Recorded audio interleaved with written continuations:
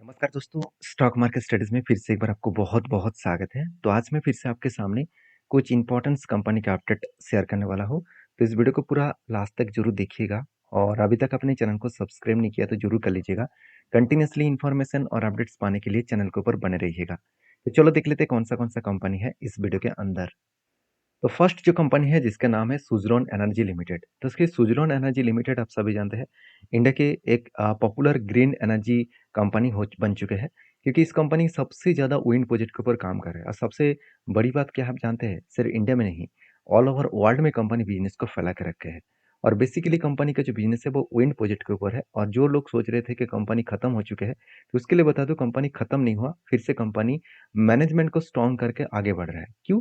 क्योंकि basically company का जो बिज़नेस था वो बहुत अलग-अलग कैटेगरीज़ में था। वो आपको कहाँ पे जानने का मौका मिलेगा, ध्यान दीजिएगा। कंपनी का पहले रिज़र्व कितना था? रिज़र्व एकदम नेगेटिव में था और बिग नेगेटिव में था। क्यों? क्योंकि कंपनी का जो रिज़र्व है वो नेगेटिव इसीलिए था क्योंकि इतनी ज़्यादा मन मतलब रिज़र्व जो है वो नेगेटिव में इसीलिए था क्योंकि कंपनी का जो बिज़नेस है वो बिज़नेस में इतनी ज़्यादा बोरिंग्स लिया गया था। उस बोरिंग्स को मिटाने के लिए कंपनी क्या किया खुद के रिज़र्व को बेचा। तो रिज़र्व को बेचने के बाद कंपनी फिलहाल के लिए बोरिंग्स एकदम ना के बराबर लेके आए 146 के आसपास और कंपनी के टोटल जो बोरिंग्स है 146 के आसपास लेके आए और रिज़र्व जो है वो 690 तक लेके आए। मतलब कंपनी की जो रिज़र्व है और कंपनी की जो बोरिंग्स है दोनों में जो डिफरेंस और गैपिंग है वो आप देख सकते हैं बहुत नियरेस्ट में आ चुके हैं। मतलब रिज़र्व भी बढ़ चुके हैं, अभी बोरिंग्स कम हुआ है और उसी के साथ-साथ कंपनी का फिक्स एसेट पहले बहुत ज़्यादा था, करीबन 12,000 13,000 करोड़ के आसपास था। उस फिक्स एसेट को भी बेचा गया। अभी फिलहाल के लिए 800 करोड़ के आसपास फिक्स एसेट का देखने को मिला। अभी ये जो बाकी बिज़नेस को जो बेचा गया, उसका प्रूफ क्या है? देखिए उसका प्रूफ मैं आपको यहाँ पे दिखा देता हूँ। आप देखेंगे तो बीच में आपको एक 2,400 करोड़ का प्रॉफ़िट दिखेगा। कंपनी ऐसा क्या किया जो कंपनी लॉस मेकिंग कंपनी था, वो डायरेक्टली 2,400 करोड़ तक प्रॉफ़िट किया। कंपनी के अंदर कुछ एक्स्ट्रा प्रॉफ़िट नहीं हुआ क्योंकि कंपनी का कोर बिज़नेस में कोई भी प्रॉफ़िट एंड लॉस नहीं हुआ। कंपनी का अदर्स इनकम से हुआ। मतलब खुद के जो बाकी बिज़नेस था उसको बेचा गया, उसके चलते कंपनी के हाथ में क्या आया? पैसा आया। और इसी बेसिस में कंपनी का नेट प्रॉफिट यहाँ पे क्या हुआ? इंक्रीज़ हुआ। अभी लगातार कंपनी क्या कर रहा है? बढ़ते चले जा रहे हैं। 56 से 78 बना, 300 बना, 100, 100, 200 मतलब कंपनी का प्रॉफिटेबिलिटी में एक चेंजेस आया, एक पॉजिटिविटी थिंकिंग आया, जिसके चलते कंपनी आगे बढ़ने का दम रखते हैं। बाकी इस कंपनी के ऊपर एक अपडेट है जो मैं आपके साथ शेयर करूँगा। आप देख सकते हैं आनंद रथी। आनंद रथी एक एक बहुत पुराना एक स्टॉक ब्रोकिंग कंपनी है। तो उन्होंने क्या किया इस कंपनी के ऊपर एक बाइंग टारगेट दिया। तो उन्होंने क्या कहा suggested this 2 renewable energy stock on strong finance मतलब स्ट्रॉन्ग फाइनेंस होने के कारण उन्होंने क्या किया इस कंपनी के ऊपर एक टारगेट रखा। तो बेसिकली उनका कहना है कि इस कंपनी आगे उनका जो बाइंग रेटिंग है देखिए मतलब initiate coverage of this two companies with buy rating मतलब बाइंग का रेटिंग दिया गया है और इस बाइंग रेटिंग में स्विट्जरलैंड भी एक कंपनी है जिसके ऊपर भी बाइंग रेटिंग दिया गया और टारगेट दिया गया 49। अभी करंट इसका प्राइस कितना चल रहा है?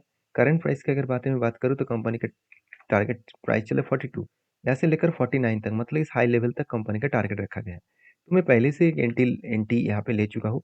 कुछ कप विद हैंड पैटर्न्स बना था, फाइनली ब्रेकआउट हुआ, ब्रेकआउट कंफर्मेशन हुआ। जब रिटेस्ट किया तब मैंने एंट्री लिया, इसके हाई में एंट्री नहीं लिया। क्यों? क्योंकि यहाँ से टारगेट बहुत नज़दीक था, तो मुझे उतना ज़्यादा प्रॉफिट नहीं मिलता, तो इसलिए मैंने वेट किया कि अगर यहाँ से रिटेस्ट करेगा तब एंट्री लूँगा, अगर डायरेक्ट यहाँ पे टारगेट हो जाता तो मैं इस एंट्री को नहीं लेता। तो नीचे आया, रिटेस्ट किया, उसके बाद और भी गिरावट हुआ, तब जब गिरावट हुआ था तब भी मैंने आपको बताया कि कंपनी लो लेवल को टच करने के लिए एक बार जाएगा, तो वही लो लेवल को वो टच किया, जो प्रीवियस स्ट्रांगली इसका सपोर्ट था। तो उसी सपोर्ट को टच करने के बाद वो ऊपर जा रहा है। तो मुझे लगता है कि थोड़ा-सा टाइम लग सकता है इस स्ट्रांगली 44 लेवल को ब्रेक करने में। 44 लेवल का अगर ब्रेक करे तो एक बड़ा धमाका देखने को मिल सकता है। तो बाकी इस कंपनी के ऊपर मैं तो बुलिश हूँ, आपकी क्या राय है? ज़रूर मुझे कमेंट्स करके बताना। नेक्स्ट जो कंपनी उसका नाम है वेदांता। देखिए वेदांता के ऊपर मेरा जो ट्रेड था, वो कितना शानदार तरीके से टारगेट दिया और मैंने ट्रेड क्यों लिया वो भी मैं आपको समझाऊँगा। देखिए वेदांता के ऊपर मैं कभी भी लॉन्ग टर्म के लिए काम नहीं करता हूँ। जब भी मुझे मैं काम के लिए सोचता हूँ, मैं स्विंग बेसिस में लेता हूँ क्योंकि अगर मुझे शॉर्ट पीरियड में काम करना है, अगर मुझे छोटा-सा स्टॉप लॉस लगाकर काम करना है, तो मैं हमेशा स्विंग बेसिस में काम करता हूँ। ऐसे इस कंपनी के ऊपर जो ट्रेड बना था, वो ट्रेड किस तरीके से बना, फाइनली आप देख सकते हैं। यहाँ पे बिग क्या बना, कप बना। उसके बाद एक हैंडल बना, फिर से एक हैंडल बना। तो 2 बार यहाँ पे हैंडल बनने के बाद मतलब लास्ट टाइम जो हैंडल बना था, उस हैंडल बनने के बाद फाइनली ब्रेकआउट हुआ और ब्रेकआउट कन्फर्मेशन होने के बाद जो टारगेट निकल के आ रहा था 360 लेवल, जो मेरा पुराना सब्सक्राइबर है उसको पता है, जब मैंने इस ब्रेकआउट हुआ था तब मैंने आपके साथ वीडियो बना के भी शेयर किया था और मैंने आपको बताया कि इतने दिनों से एक ही रेंज के ऊपर कंपनी ट्रेड कर रहा है। इस रेंज को, इस स्ट्रांगली रेंज को देखिए, ये रेंज आज का नहीं है, बहुत पुराना रेंज है। इस रेंज को स्ट्रांगली जब ब्रेकआउट किया करेगा तो एक बड़ा धमाका होगा। क्यों? क्योंकि प्रीवियस यही लेवल एक स्ट्रांगली हायर लेवल है, उस लेवल को ब्रेक करने का कोशिश करेंगे। तो फाइनली 27% का टारगेट मिला और वो भी कितने दिनों में मिला? अगर मैं बाइंग एंटी एंटी प्राइस से अगर मैं टारगेट तक देखूँ तो ऑलमोस्ट ऑलमोस्ट 9 डेज में 26% के आसपास कंपनी रिटर्न जनरेट करके दिया। इससे बड़ी चीज़ और कुछ हो नहीं सकता और मैंने क्यों टेल लिया वो भी मैं आपको समझा देता हूँ।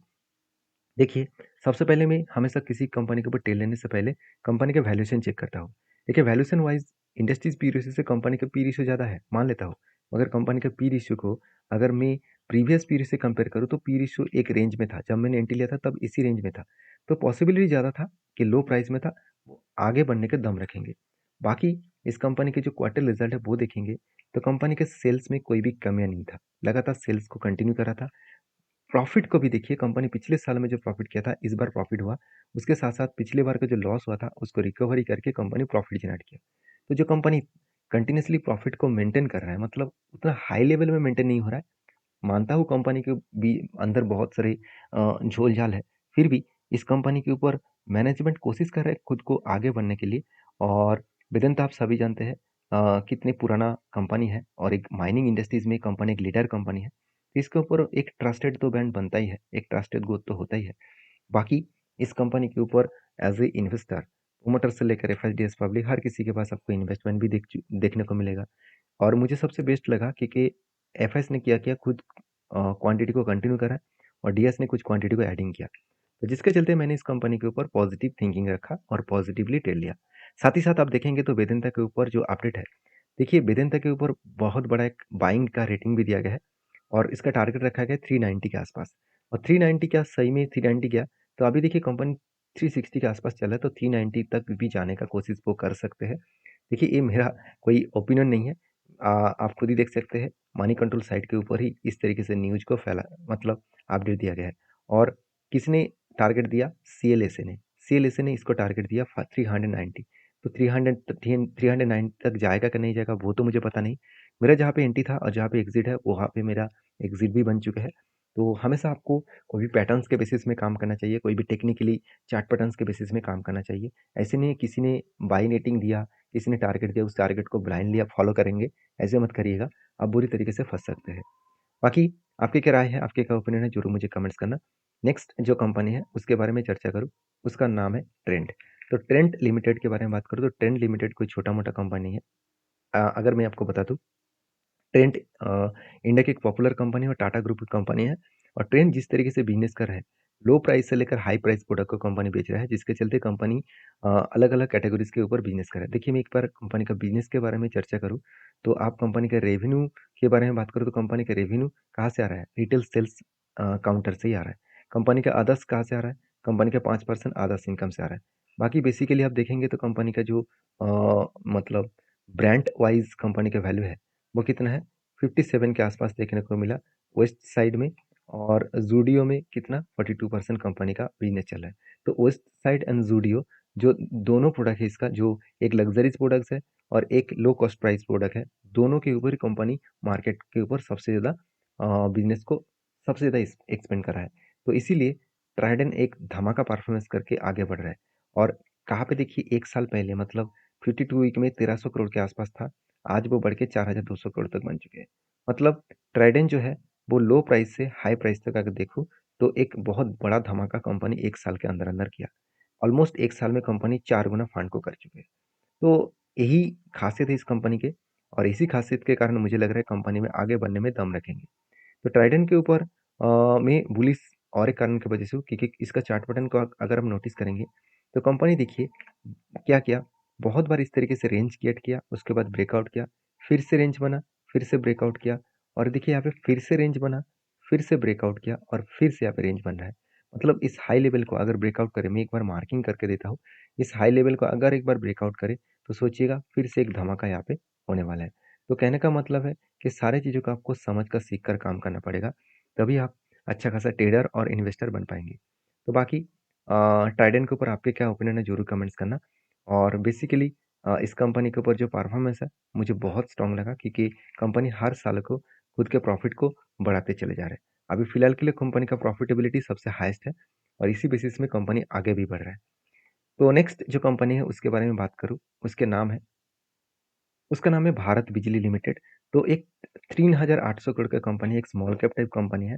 और कंपनी के ऊपर एक अपडेट के बारे में बात करूँ, तो कंपनी के ऊपर एक बहुत बड़ा अपडेट है, वो है कंपनी का स्प्लिट का। तो 24 अप्रैल कंपनी 1 के बदले 2 शेयर देने वाला है, क्योंकि इसका 10 का फेस वैल्यू ₹5 होने वाला है।